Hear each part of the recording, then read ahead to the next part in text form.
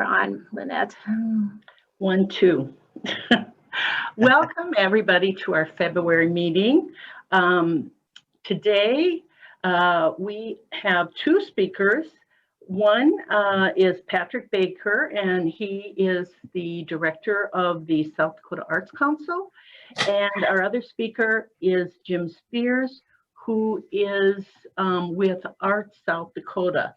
And I have to admit, I didn't know that either of these organizations existed, but they're here in South Dakota to support the arts. And we're going to learn more about these organizations today. And the speakers have made it easy on me. They said that they would introduce themselves and give us a little bit of history about their own experiences with the arts. So having said that, I welcome Patrick Baker and Jim Speirs. Well, thank you very much, Lynette. It's a pleasure to be here. Yeah, good morning, everybody. I'm Patrick Baker with the South Dakota Arts Council. And so I'll just quickly say that this is a great opportunity, knowing that some of you maybe don't know what our organizations are about. We're going to have an opportunity this morning to tell you a little bit more about what we do to support the arts and the statewide arts community through our organizations. But it's probably no coincidence that John Richter asked both Jim Speirs and I probably clear back, I think last August, if we would be on the schedule for this year. Jim and I have actually I've been in my position for 5 years ago last week. I hit my 5-year anniversary. And I hadn't even quite hit the ground running yet 5 years ago when I first met. I was aware of Jimmy Speirs, the trumpet player extraordinaire, but Jim was also relatively new in his role as the director of Arts South Dakota when I first met him. Michael Pangburn, my predecessor at the South Dakota Arts Council, introduced the two of us. And I think you're going to find that we have a lot of things in common. As I was thinking about it, Jimmy, before we got started today, we are both musicians. We are both SDSU alumni. We both used to work at the SDSU Foundation, and now we both have found careers in arts administration. And so anyway, you're going to hear more from both of us together, and we want to allow for plenty of time for dialogue with all of you and questions. So we just thought we'd give you a quick rundown of each of our organizations individually before coming back together. Jim, before I jump in, anything you want to say this morning before we get the train moving? Just to say thank you for having us. Patrick and I spend a lot of time together, typically on the road. Lately, it's been in these little boxes on computer screens, but this is an organization we're really honored to be part of here today, and that you've asked us to be part of your guild meeting. So thank you very much. I'll turn it back over to you, Patrick, and I'll be back with you in a few minutes. Yes, thank you so much for having us. And speaking of doing more of our speaking together in these little boxes than we used to do on the road, I don't know if you I was hearing some great Zoom tips. Been at this now for about a year, and I heard some better tips waiting to get into this meeting earlier. Apparently I can even touch up my complexion. So I might have to, hopefully this is being recorded and I can go back and find out just exactly how to do that. I want to have a little more time. So I've got my coffee, I'm ready. And so I'm going to go ahead and just give a very quick presentation about the South Dakota Arts Council. So if you'll bear with me, I'm going to grab my screen here. So hopefully you will be able to see this. And I believe you can now see, okay, excellent. So again, the organization that I represent is the South Dakota Arts Council. And the South Dakota Arts Council is South Dakota's state arts agency. We are a government agency. The Arts Council is currently located within the Department of Tourism and has been for many years now. It's a wonderful home for us to be in state government. We have leadership, Secretary James Hagan and Deputy Secretary Wanda Goodman, who are both very supportive of the arts and have a true understanding how the arts really help with cultural tourism and vice versa. So it's a very mutually supportive relationship. The South Dakota Arts Council was established 54 years ago. So we're currently in our 54th year of service. In 1966, the South Dakota legislature unanimously passed legislation creating the South Dakota Arts Council. Now, this wasn't done in a vacuum. This was actually a movement. If you were to trace back the history of the National Endowment for the Arts, you would see that it's almost 60 years old now. And so once the National Endowment for the Arts formed at the national level, there was a movement then to quickly establish corresponding state arts agencies in all 50 states. And there are actually also 6 arts agencies representing US territories. So at any given time, unless a state has to drop out because of lack of funding or something like that, there are 56 active state arts agencies in the country. And so moving on, if you were to go ahead and take a deep dive into our organization on the website, I'm not going to read all of this to you today, but really the purpose, the general purpose of the South Dakota Arts Council is in recognizing the importance of creativity in the lives of all South Dakotans. What we do at the Arts Council is make every effort to make quality arts accessible throughout the entire state of South Dakota. And we do that primarily by providing encouragement, grants, services, and information to artists, arts organizations, schools, and the general public. Our vision is really to transform South Dakota's communities and the people who live in those communities through the arts. And I think all of you being in the South Dakota Art Museum Guild and that close to the arts, you don't have to hear that from me to know it's true, that the arts can really be a transformational experience for people when they experience them. And then our values, I'll just quickly tick these off. We see greater public awareness of the value of the arts, really fostering sustained public and private support of the arts. We have a focus on arts education, very important to us to stimulate creativity, communication, and lifelong learning. We believe in universal access to the arts, believing that that's intrinsic to the well-being of all South Dakotans. And we really take that quite seriously as far as accessibility for all, including South Dakota's most underserved communities. We really strive to try to make the arts accessible to all South Dakotans, regardless of where they may live or where they are in their lives. We also believe that artists are really central to the creative environment of South Dakota, so we really try to champion individual artists. We believe that arts organizations like the South Dakota Art Museum and its auxiliary organizations really contribute to vibrant, progressive communities. And then we do believe, of course, that the arts play an essential role in cultural tourism, as I mentioned earlier. So how does the South Dakota Arts Council actually serve South Dakotans and their communities through the arts? We do this by traveling along three primary avenues. One is our grant making. And if you see this photo here, just for those who are unaware, the photo under grant making in this slide is from Falkton, South Dakota. And that is the grain elevator in town there, where an Australian artist, the community brought in an Australian artist a few years ago named Guido van Helten to paint these much larger than life murals on the side of this grain elevator. And actually it's on all 3 sides that are visible publicly. And if you haven't seen it and if you have a chance, and if you're ever passing through Falkton, you can't miss it. It is this mural that literally towers over the prairie, and it's just absolutely fantastic to behold. Another primary way we serve South Dakotans through the arts are through our programs and services.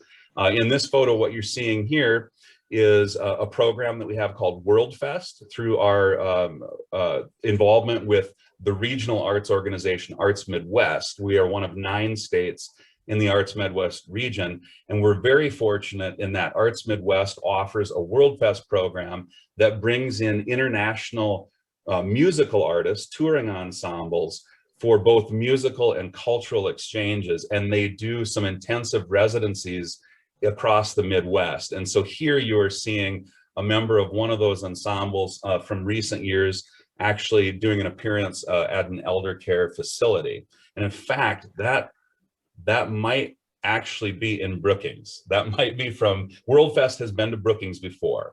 World Fest has done 2 residencies in history in Brookings and may again. And so if, once we're at a post-pandemic place and ensembles can start traveling safely again, you can look for World Fest to return to South Dakota. And then finally, we also serve South Dakotans through administration of our programs and our grant making. Very quick, I don't want to bury you in a lot of statistics, but to give you an idea of the impact that the South Dakota Arts Council has through the grants and financial support it provides to the state of South Dakota to support arts events, I'll just give you a few of the highlights here. As you can see, we award on average 465 grants per year. Our average annual budget for grants, special projects, and initiatives is $1.3 million. So that's not counting any of our administrative costs, salaries, postage, anything like that, but rather that's just looking at the amount of money that goes out the door to help support the statewide arts community. Our awards go to nonprofit organizations. And so now is the perfect time to draw a direct connection for you to an organization such as the South Dakota Art Museum. So the South Dakota Art Museum receives two different grants from the South Dakota Arts Council. One is an operating support grant that's called an Arts Challenge grant. And in fact, if you're ever curious to learn more about that, Jody, I didn't have a chance to say hello earlier. I see that you're on the call today, but Jody can tell you a little bit more about that grant. But it's just to help provide operating support to keep the South Dakota Art Museum running, to do all the fantastic programming and maintain your fantastic exhibits that you do, help support the work that you're doing, expanding your footprint as well. And then we also give grants to schools, units of government, and individual artists are all eligible for our grants. Average annual impact of our grants, we typically have a total audience of 1.3 million people. And now clearly you'll know that the population of South Dakota isn't even 1 million people. So that audience counts all of our different events across the course of a year. And so we see there that, of course, some people are taking in more than one of our arts events over the course of a year. Each year, our grants have a direct impact on 11,860 artists on average. And this is one that I really love, this statistic. It's pretty impressive. For every public dollar that we invest in the arts in South Dakota, local organizations and private sources turn around and match that 20 to 1. So we see $20 million in local cash matching funds for the money that we invest to help support the arts in South Dakota. And then finally, a couple more statistics. Last year, or in our most recently completed fiscal year, our grants were awarded to 100, or they were awarded to organizations or artists in 106 different communities across South Dakota. And our grants, programs, or services were utilized in 60 counties. So that's fully 91% of the state of South Dakota did benefit in one way or another from our different grants. Grant making continued. I'm not going to read all of these to you, but we do offer a variety of different kinds of grants for organizations, including the Arts Challenge grant I mentioned that the South Dakota Art Museum is a recipient of. That's for operating support.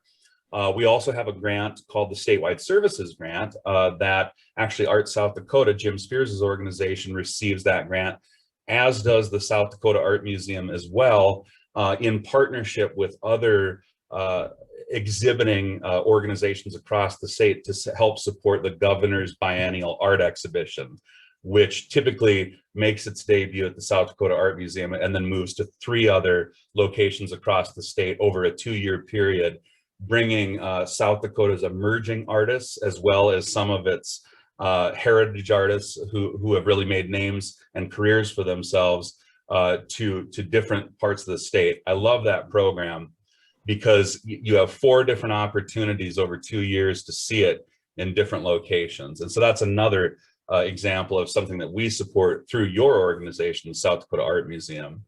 And then we also offer grants for individual artists, everything from an artist fellowship, which is our highest honor, awarding artistic excellence, down to educator grants for arts educators who might have a project idea that a school wouldn't have the money to fund. We can help with that.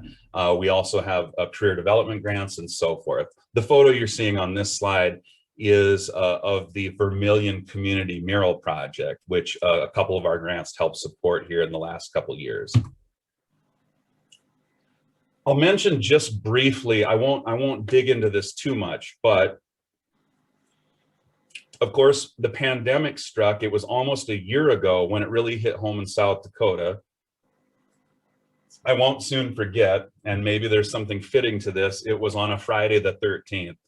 It was Friday, March 13, when the governor pronounced a state of emergency in South Dakota, recognizing the COVID-19 virus pandemic.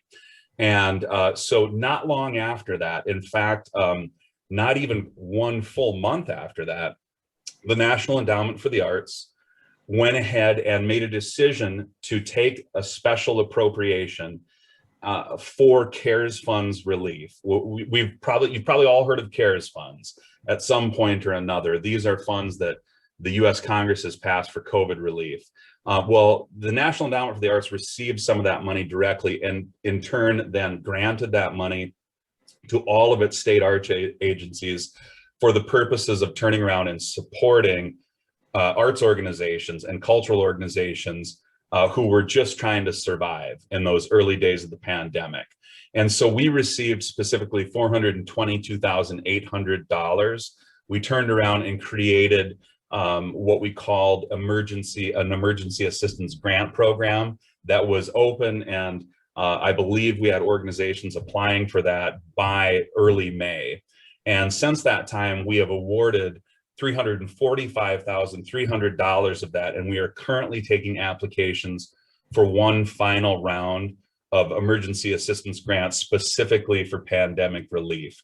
These grants are used to help organizations.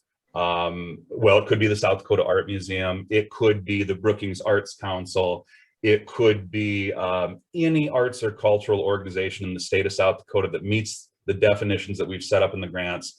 They could be applying for some funds from us for relief, and they would have to go for specific things. They would either help with a payroll, so helping keep salaried staff on board to keep them from being furloughed. It could be used for contractual services, including paying artists, or it could be used for utilities, space rental, mortgage, that type of thing. Anything to help an organization survive the pandemic on an operational level. To date, we have awarded emergency assistance grants to 60 different arts and cultural organizations in 23 different communities across South Dakota.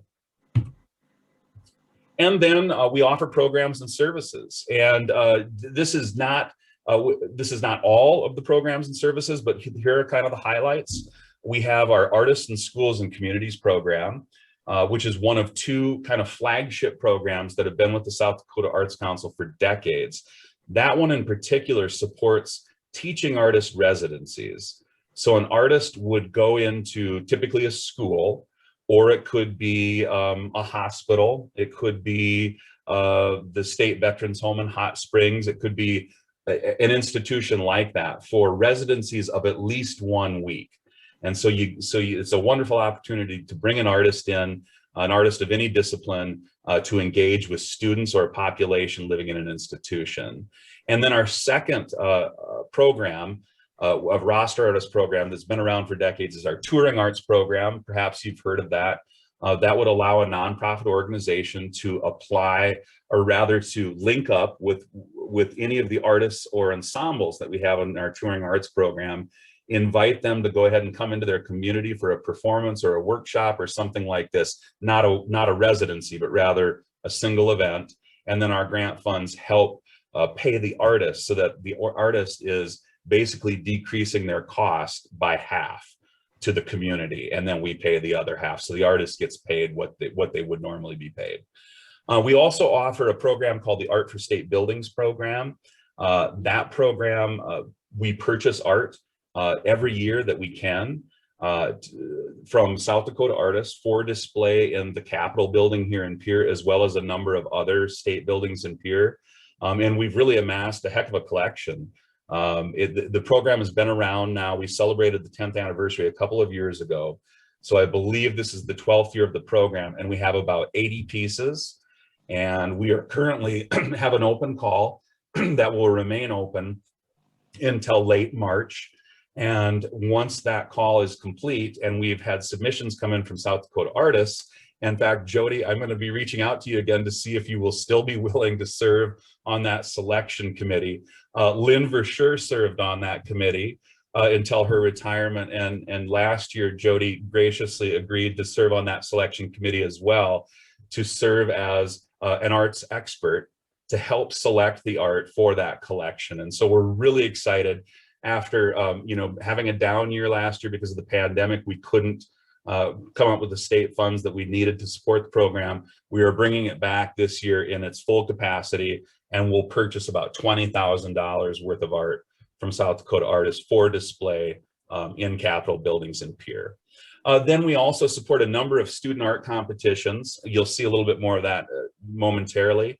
Every 2 years in conjunction with Art South Dakota. In fact, they really take the lead on the event organization for a statewide arts conference. And in fact, we just had ours last year because of the pandemic. It was supposed to be in May 2020 in person in Rapid City. That couldn't happen. And so we had to have a virtual event, and we still based it out of Rapid City, but we did that back in October. And it was just really a wonderful time. So we will do that again in 2022. We also support the Governor's Awards in the Arts. That's also a program that we work on in conjunction with Art South Dakota. And in fact, we just had that. February 11 this year was our virtual Governor's Awards in the Arts. And it was just a great opportunity to honor those who have really gone out of their way to help support the arts in South Dakota. And in fact, one of the award winners this year was the Brookings Arts Council, and then also the Larson family. And Jim might mention a little bit more about those when he talks to you. So, but Brookings was well represented in the Governor's Awards in the Arts this year. We also have a program called Art for Life. Art for Life is currently in 2 pilot locations in South Dakota. We were hoping to add a 3rd location in 2020, but the pandemic hit and it just wasn't safe to do so. What this does is Art for Life provides intense arts opportunities where we bring an artist into an elder care facility, and it really helps promote health and wellness among the residents of an elder care facility, a residential elder care facility. So the photo you see on this slide is from the State Veterans Home in Hot Springs. That is one of our 2 pilot locations. Our other is in Sisseton, South Dakota. Fantastic program. And I just learned yesterday that the South Dakota Arts Council is the recipient of a $60,000 grant that is going to help really enhance that program and take it to the next level here over the next couple of years. And then finally, we have a South Dakota Traditional Arts program. So we have a contract folklorist who is an expert in traditional art and folklore. And that person is Annie Hatch, and she has just moved to Rapid City here within the last 6 months, and she helps us manage our traditional arts program. And that program does everything from provide traditional arts apprenticeships, where you take a master in an older art form that may be endangered. It could be anything from beadwork and quill work to saddle making to Norwegian knife carving to rose mauling. It could be any of those types of traditional arts where you're passing that craft on from a master teacher to apprentices. Okay, and then just quickly taking a look at the 2 roster artist programs that we support that I mentioned earlier. Again, the teaching artist residency program called Artists in Schools and Communities that could bring in an artist to the Brookings High School or the middle school or something like that, has 40+ artists that are all peer reviewed and background checked. They come from a wide variety of disciplines, visual arts, literature, music, theater, traditional arts, and so on. And in a typical year, we provide 213 weeks of residencies on average. In our most recently completed fiscal year, that program served 78 different sites across South Dakota and had an audience of 11,361 youth and then 7,384 adults. Our other main artist program, the touring arts program that sends artists and ensembles across the state, has a roster of more than 30 artists or ensembles, also representing all of the different arts disciplines. And in the last completed year, that program touched 196 arts events in 70 different communities across the state. And it served a whopping 43,424 youth and 47,408 adults. And then just a quick snapshot of some of the student programs that we offer. You've already heard me talk about the Artists in Schools and Communities program, which is our teaching artist residency program. We also have brand new this year, the Governor's Student Art Competition. So if you take a look at the photo in the upper left on this slide, that is an exhibition right now on the first level of the Capitol, in the rotunda of the Capitol building in Pierre. You're only seeing one of 4 sides of the exhibition cube, but it's just a fantastic program. In the inaugural year of the program, this is open to any student in South Dakota, whether you're a member of a public school, homeschool, and so on, a private school. You are eligible to go ahead and submit artwork to this competition. And then we recognize, we have 4 different grade levels. I think it's K through 3, 4 through 6, and then middle school and high school. But we honor the top 3 submissions in each of those different grade categories. So right now we have 12 pieces that have been honored of student art being exhibited at the Capitol. And these different pieces, what's really fun about this program is we are offering, as the South Dakota Arts Council, to buy the artwork from the students. If they want to keep it, we understand. And a lot of the parents, I think, do want their student artists to keep that artwork, especially maybe since it won an award in a state competition. But some are being offered for sale. And we have a chance then to kind of make a student artist, hopefully boost their confidence that they've already had a commission, well, rather an artwork that is paid them. But then we benefit greatly from this. It's not just for boosting the students' confidence, but also it helps us amass more of an art collection that we might share with the public at our state buildings here in Pierre. So it's a win-win and just a fantastic program. We also have the Congressional Art Competition, which is a similar student art competition. The winning artwork from that competition goes on display in the tunnels underneath the Capitol in Washington, D.C. And then one of the winning pieces of artwork is displayed in our congressional delegation's office. So Dusty Johnson, Representative Dusty Johnson, will display a winning piece of artwork there. And then every year we support the Poetry Out Loud competition. And that's in conjunction with the National Endowment for the Arts and the National Poetry Foundation. But it's a student competition for poetry recitation. And there's also a sidecar to that that allows for original poetry composition as well. South Dakota has done very well in national competition, advancing its state winners. So we look forward again to having a state competition that'll be coming up March 15 of this year, and we will select a winner from the state competition to represent South Dakota in Washington, D.C. And then finally, of course, we couldn't do the work that we do without administration. And so just to very quickly explain how our administration is set up, we have an advisory board of 11 members that are appointed by the governor. And so actually Professor Laura Diddle, who is at South Dakota State University in the choral department, she is one of our board members, just to give you a local representative that you may know. We have a staff of full 4-time employees, of which I'm one. And I already mentioned earlier, we do contract with a folklorist to manage our traditional arts program. We, of course, couldn't do what we do without the support of leadership in state government, both from the governor's office and then also the Department of Tourism, and then our generous financial support from the South Dakota legislature to match the funds that we receive from the National Endowment for the Arts. And then you've heard me mentioning this multiple times during my presentation. You're going to hear more about it, I think, from Jim in moments, but we have a very critical strategic partnership with Arts South Dakota to help us carry out special initiatives to strengthen the arts across South Dakota. So without further ado, I'm going to go ahead and turn it over to fellow Jackrabbit, Jim Speirs.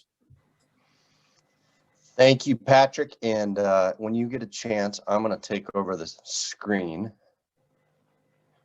Thank you. All right, give me just a moment while I pull up my presentation. And by the way, it is great to be seeing all of you again, or at least some names that I recognize from my time in Brookings. And I used to, when I was, here we go, here's a start. When I was in working at the SDSU Alumni Association, I would often walk across the street and wander through the galleries for a breath of fresh air and a recharge. So it's a great place up there, and we're really pleased to be part of the Guild's series this year. Thanks, Patrick, for the first presentation. I'm going to try to support a lot of what Patrick said, and I'm going to move pretty quickly because we really do want to get to the end here where we can open it up for questions and dialogue. And so if there's any of these topics that I touch on that you want to learn more about or have questions about, make a mental note and we'll come back to it. So I'll move here to the start, and this is our team. I thought I'd start with the folks here that run Arts South Dakota. We have a dynamic team of 3 there on the left, myself, and then Sherry Cosell, who's our Programs and Communications Director, and then Andrew Reinartz, who is our Community Development Director. We also have a outstanding volunteer board of directors from all across the state, all different walks of life. You may recognize a couple folks. There's one that probably is very familiar to the folks in the Brookings arts community, as well as, I can't see some of my screen, so I think it's there, as well as Brian Hildebrandt, who's also a wonderful Brookings representative that serves on our board. So Patrick touched on this, but I just thought I would also touch on it, and I'm oversimplifying here, but you know, we have a Arts South Dakota, and the South Dakota Arts Council is a really strong example of a public-private partnership that works. That strategic alliance that Patrick mentioned, we could not get what we get done for the state without that partnership. So it is a strong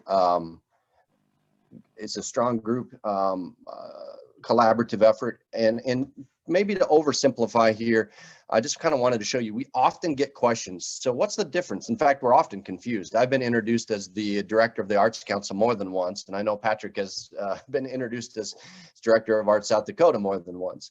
But in really simple terms, the South Dakota Arts Council is part of state government.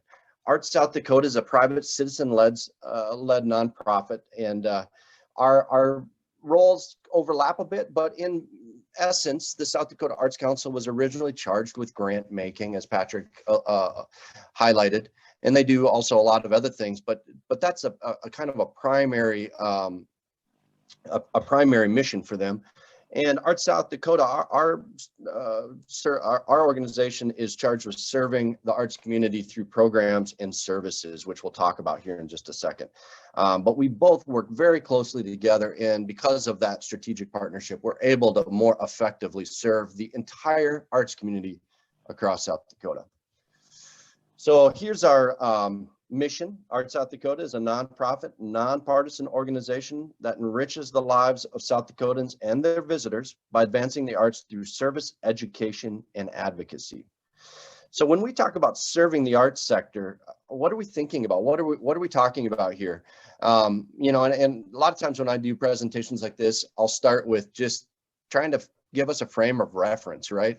We've already kind of done that, and this group is already pretty aware of the arts community in the state. But I thought it'd be fun to just take a look at a few images that would remind us of how amazing the creative community is in South Dakota.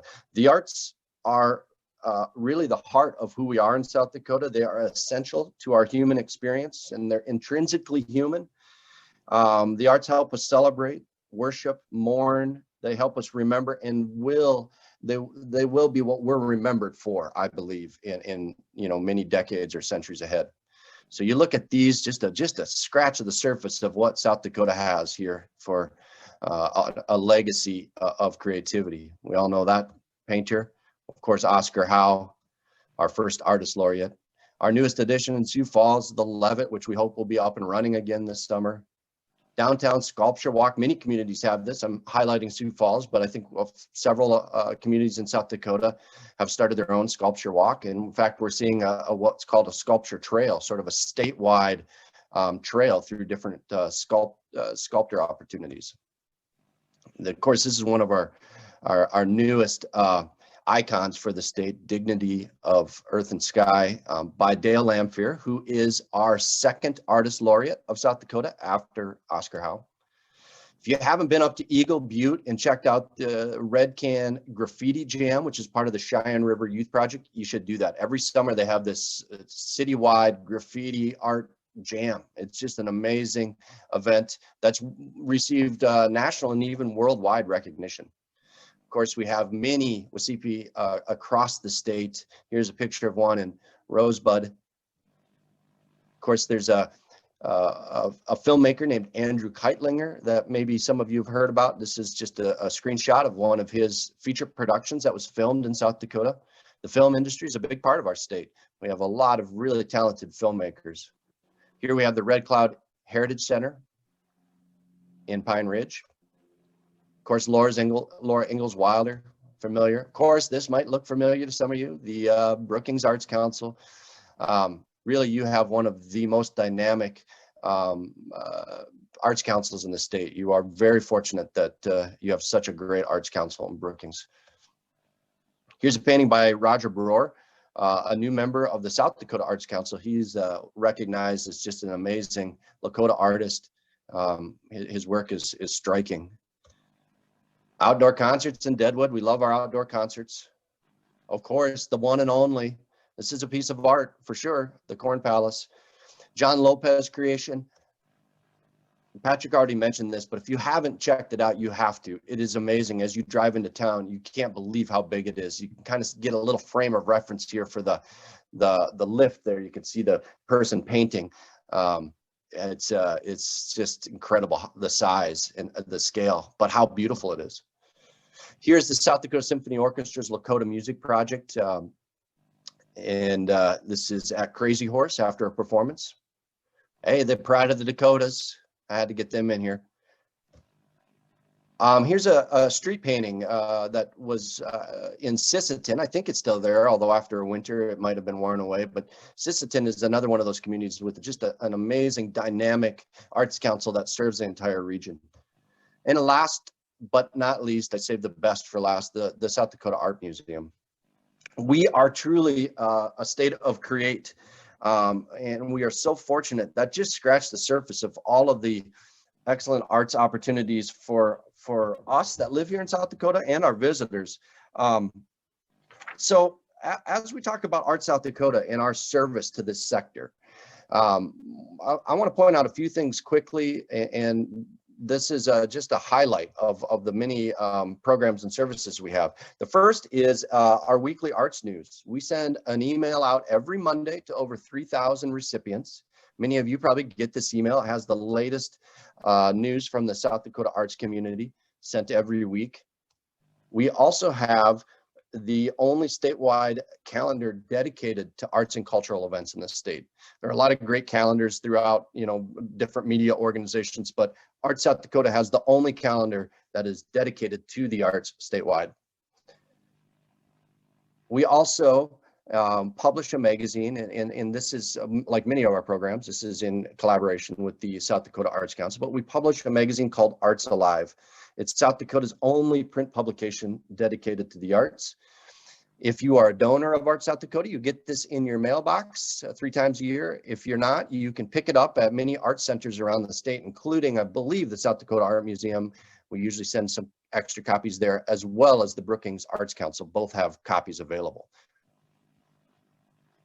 We also write a monthly column that we send to every newspaper across South Dakota, and it's picked up quite often. Here you can see we're keeping good company in the Argus Leader. There I am on the upper left, our column about the arts alongside our 2 senators and representative. So we try to keep some public awareness within our media organizations, and the South Dakota Newspaper Association is a great group. We have a lot of really good newspapers across the state that want to highlight the arts. We have a really robust website. It's a library full of valuable arts information. You should check it out. It's at artsouthdakota.org. It's a directory. It has an arts directory. You'll find a directory for arts organizations across the state. We have all of our webinars posted there. We have past editions. You can look at all of the Arts Alive magazines if you want to go back and look at copies of those magazines. We share a lot of videos, a lot of tools and resources, advocacy tools. So it's too much to go through in detail here, but the website is full of information for people that are interested and curious about the arts. And one of those things I will highlight that we worked on this last year is a series of videos that we called the Panorama Series. And they're really feature kind of mini documentaries, mini kind of vignette videos that feature the intersection of arts in our communities. In fact, we do one piece featuring the work in Falkton. They're really beautiful art pieces created by videographer Dalton Coffey of Bomber Productions. There's a whole bunch of them on our website and as well our YouTube channel. So I'd encourage you to go watch those. They're only about 2 minutes a piece, but they're beautiful. And I think you would enjoy them. Now on to a few of our programs. So a lot of that that I just previously shared is really more of our outreach efforts. A lot of it is our communications initiatives that celebrate and inform. Now these are more of our programs and direct services. This first one is a photo of the Governor's Awards in the Arts that Patrick had mentioned. This is from a few years ago. This year, we were unable to gather in person, so you can watch a beautiful video ceremony honoring the recipients, and that's on our website. And as Patrick mentioned, we were so pleased to be able to include 2 outstanding Brookings names in this year's slate of recipients, the Pattendale Larson family, and of course the Brookings Arts Council. Let's see here. All right, so we already talked about the Arts Conference. This is from 2018. Do you remember what this is like when we all sat around a table and ate food and shook hands? It's a distant memory, but this is just a couple of years ago at our conference in Sioux Falls, and we had a great turnout. Just 3 day or 2 days of community learning, networking. So we were disappointed we couldn't do this version of an arts conference this last fall, but we still had one. Some of you may have attended, and here's what it looked like this year. It was computer screens and a control room that was beyond, it looked like mission control from NASA or something here. Everything was virtual, all online. In fact, we even had an online happy hour. So you can see here I'm interacting with a group of young arts leaders here on my iPad drinking a beer, but that's how it was. And in the background there you can see a couple big screens. Everything was virtual, but we still felt like it was still a community. We still came together. It still felt like we were coming together as an arts community. But we do look forward to 2022 and when we can all be in the same room again. Here's another quick snapshot of a program that we administer. It's called the Arts Education Institute. It's in partnership with the South Dakota Arts Council and Northern State University. This is a 20+ year program that has recently grown to include band directors and choral directors. It's really the professional development opportunity for South Dakota arts educators. They come together for a week in the summer at Northern and continue their education and get to be artists and musicians again. It's pretty fun. So this is a new program. We've only had a chance to do once, but we're looking forward to the next time. It's called En Route, Lakota Lands and Indian Arts. It's in partnership with Dr. Craig Howe in the Center for American Indian Research and Native Studies. It's a workshop structure that encourages critical thinking about the intersections of Lakota history, culture, land, and art on the one hand, and non-Lakota perspectives of important places and events on the other. We spend 3 days on a bus doing intensive 8-hour days of learning and going to important Lakota cultural places. And there's nothing that substitutes being in the place and learning about it while you are there. From people like Dr. Howe. It's an incredible experience, and I can't wait till we can offer it again. And if you're able to partake, I think you would learn so much by being along for the ride. So here we have a map of the community arts councils across South Dakota. We talked a little bit about Brookings. You have an amazing community arts council. But the community arts councils are really the front line. They're the center of the arts in so many communities in South Dakota. We have 35 community arts councils, and we're pretty unique as a state to have that many community arts councils representing some, really every area where there are a few that are starting to explore organizing in the Southwest. We have a new arts council in Lemon. Up in the Northwest. But this is a pretty important part of our arts ecosystem in South Dakota. They really deliver the arts directly to your home. And Art South Dakota is striving to serve these vital organizations through professional development programs, different resources and networking and learning opportunities. In fact, Andrew Reinhardt's, who you saw at the beginning, really focuses, he's really the kind of the lead point person from our organization, serving all 35 of these organizations. And of course, this year, as we've seen a lot of this, what we're doing right now today, here's a screenshot of a webinar from just a couple weeks ago.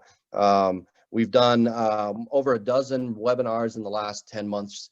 I really have to give a lot of credit to our team for doing the old 2020 pivot and, taking what would have mostly been outreach activities and moving them online.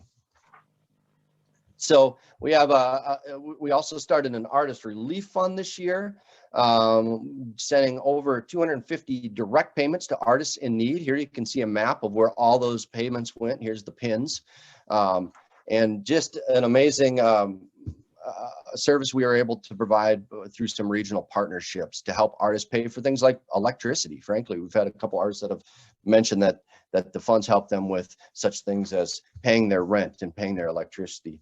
I'm moving quickly because I want to get to the end here, but we do a lot of advocacy, and I'm just going to show you a few pictures. Some of this you may not even be aware happens, but I go to Washington, D.C. at least once a year. Here we are in D.C. again.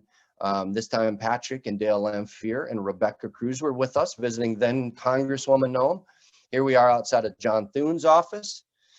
And there I am with all the other state advocacy leaders. We really try hard to build relationships and connect with our federal leaders in support of the arts.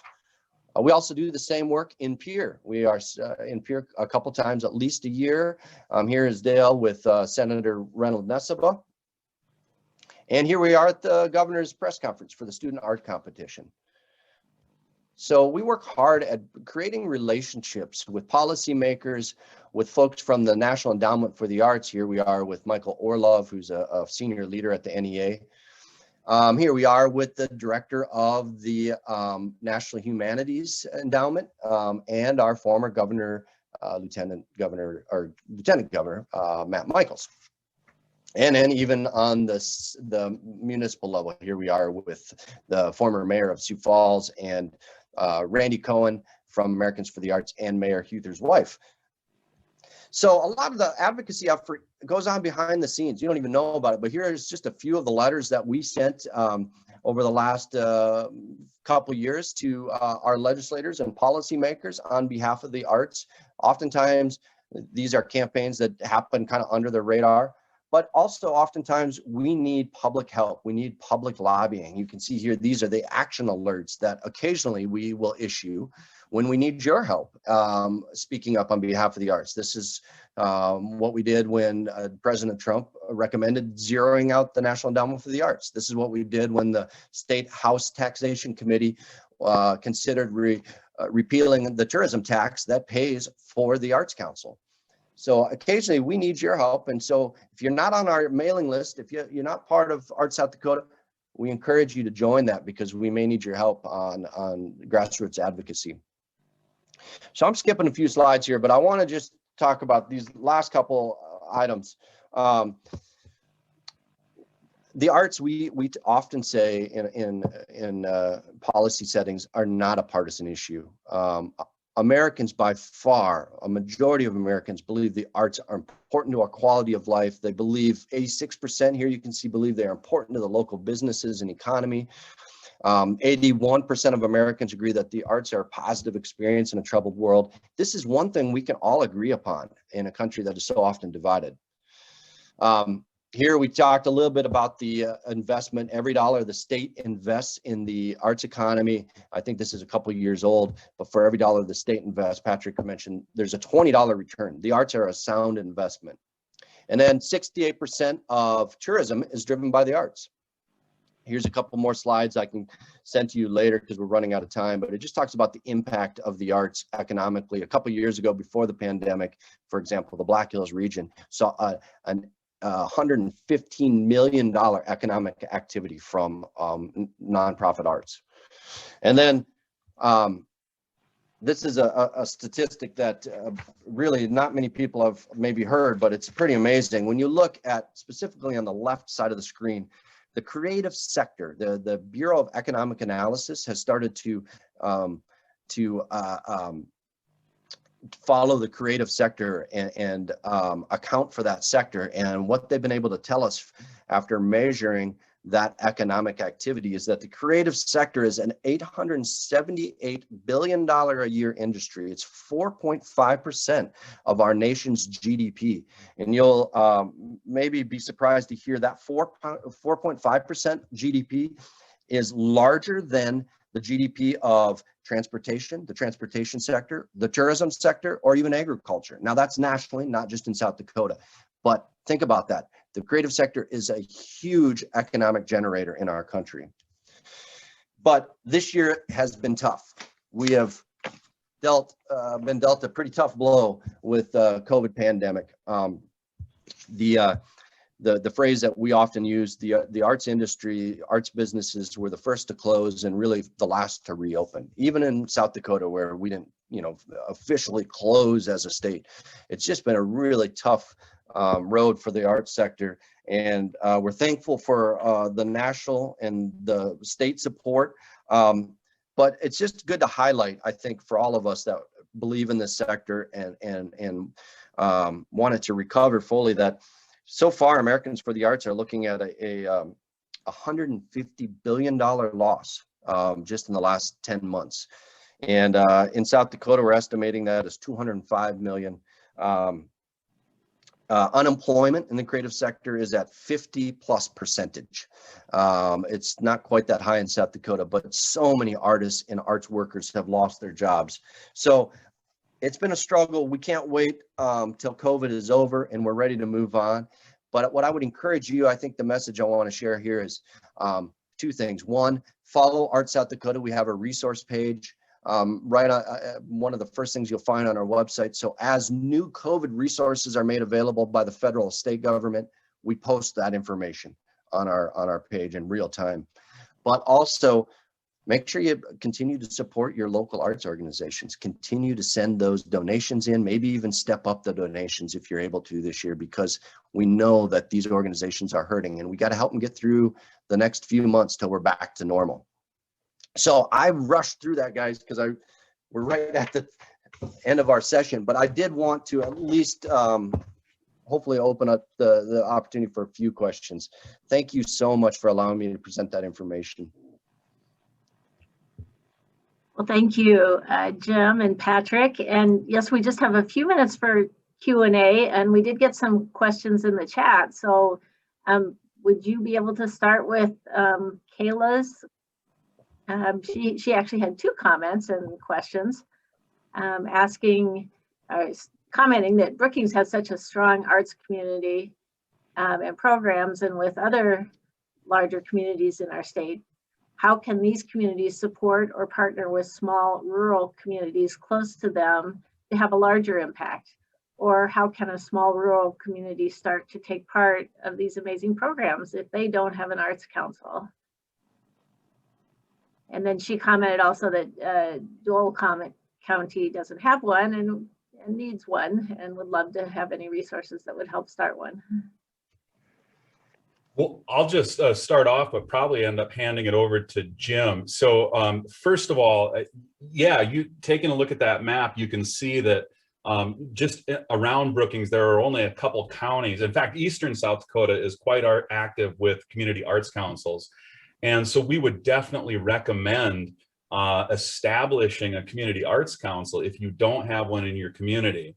And probably one of the first steps on that journey, after you find willing partners or knowing that you have the community support for that, would be getting a 501c3 tax designation so that you can apply for grants and have all those roads open for you.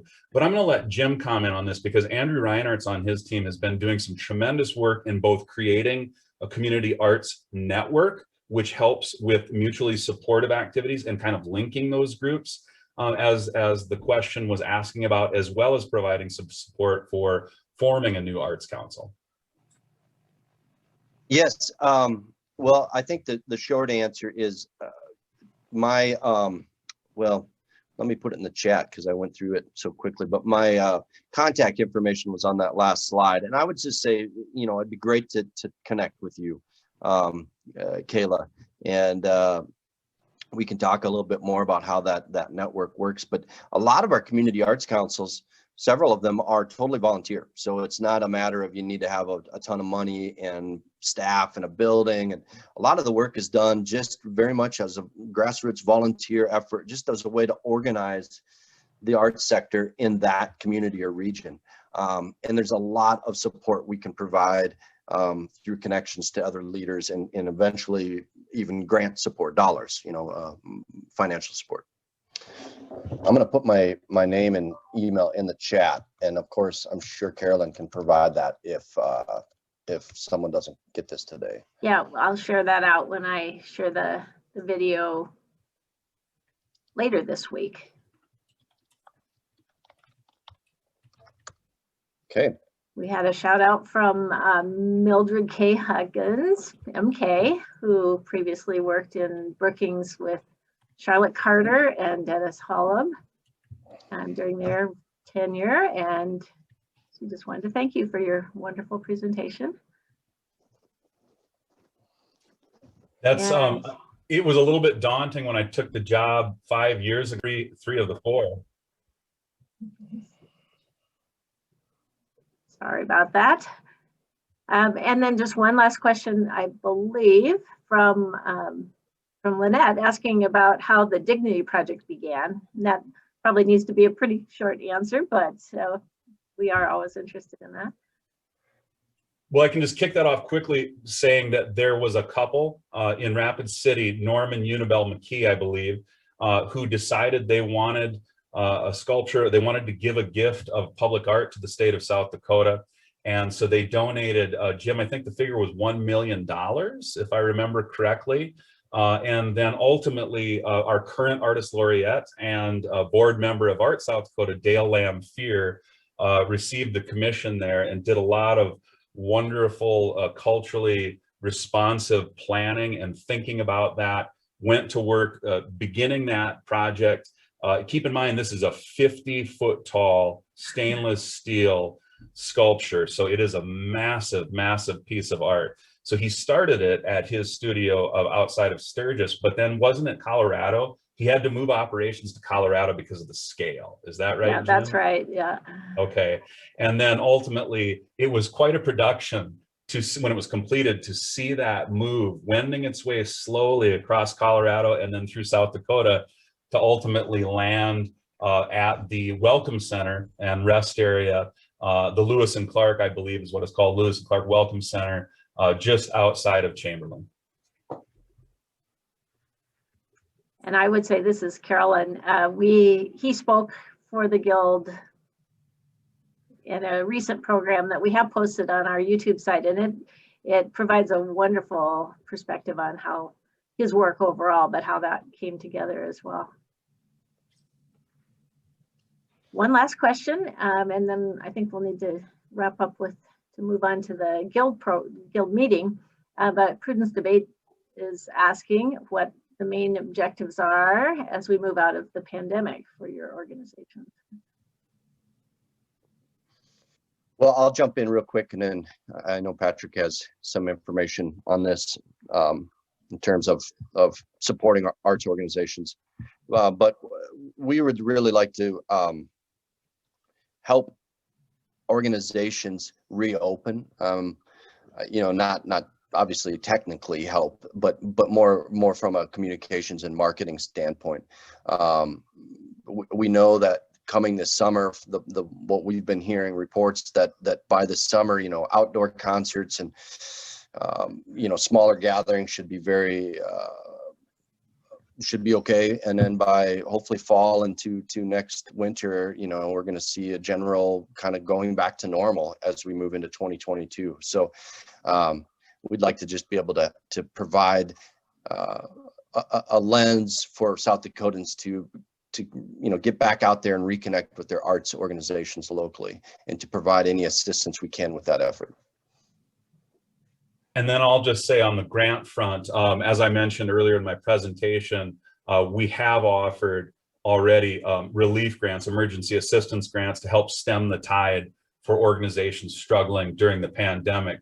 We are currently in our final phase of awarding the money that we received directly from the NEA for that purpose. But I will tell you that if any additional pandemic relief funds come our way, which, you know, the legislature is still in session, so you never know, it could happen. We will do what we can to turn around and get that money out as quickly as we possibly can to support the arts sector across South Dakota. All right, well, with that, I am going to thank you, and I will bring Lynette Taylor back on to thank you and to kick off the rest of our program, which is our Guild meeting. Everyone's welcome to stay for that, but also don't feel that you have to stay if you choose not to.